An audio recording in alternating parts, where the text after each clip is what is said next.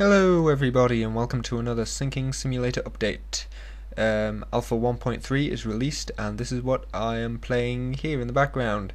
First off, I'd like to apologise for the frame rate when it drops. I seem to be having a couple of issues with this version.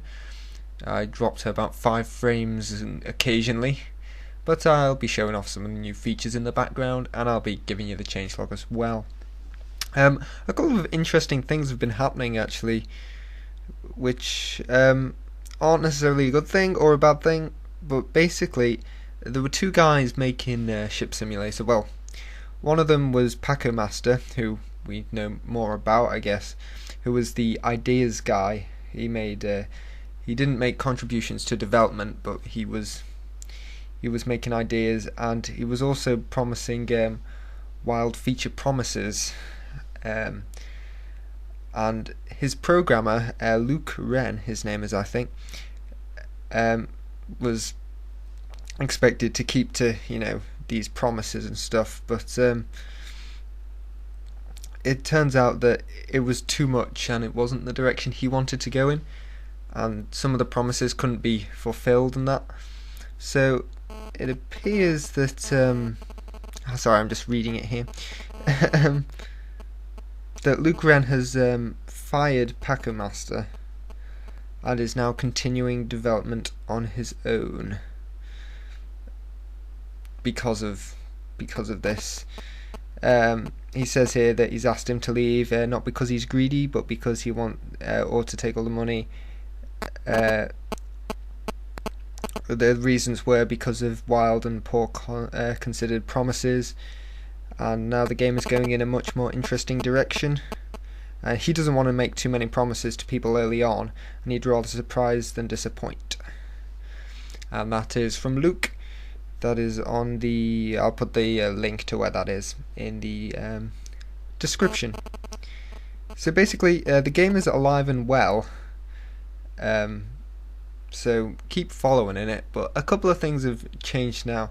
I'm not sure what the deal is with the campaign now. Everything seems to be still up in the air at the moment, but I think if it does fail, people will get their money back. Is what I'm hearing here. So yeah.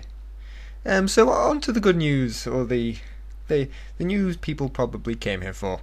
The Alpha 1.3 changes. There are stress markers are visible through panels. I don't know if you've seen me go into an X-ray mode. That's now been added as well, where you can see how it looked beforehand. I do that a couple of times in this video. Multi-threaded simulation should run much faster on multi-core processors.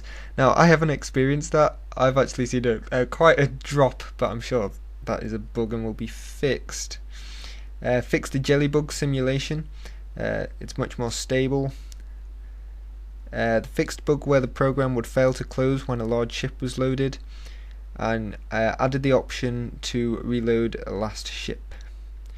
And also there's an uneven ocean floor now, which you can't change at the moment, but I presume you will be able to do so in the future. So that's pretty much it for the updates of 1.3. So yeah, basically a couple of changes happening. I mean, you can keep up to date with this. I think on the Indiegogo page for it and on Steam Greenlight, you can see exactly what it says there. I'm not sure what's going to happen at the moment. Everything seems slightly confuddled, but yeah, go take a look there, and you can read for yourself instead of listening to me try and make sense out of it here. Alright, well I think that does it here. Yeah, basically I have to keep reloading because the frame rate drops quite dramatically at different points, which isn't the best, but yeah, hopefully that'll be fixed. And I try and sink the Titanic here, but it kind of fails because I put the strength down too low, so everything kind of cracks and breaks anyway. Okay, so that about does it for this very short video here. Cry of Fear episode will be out later today.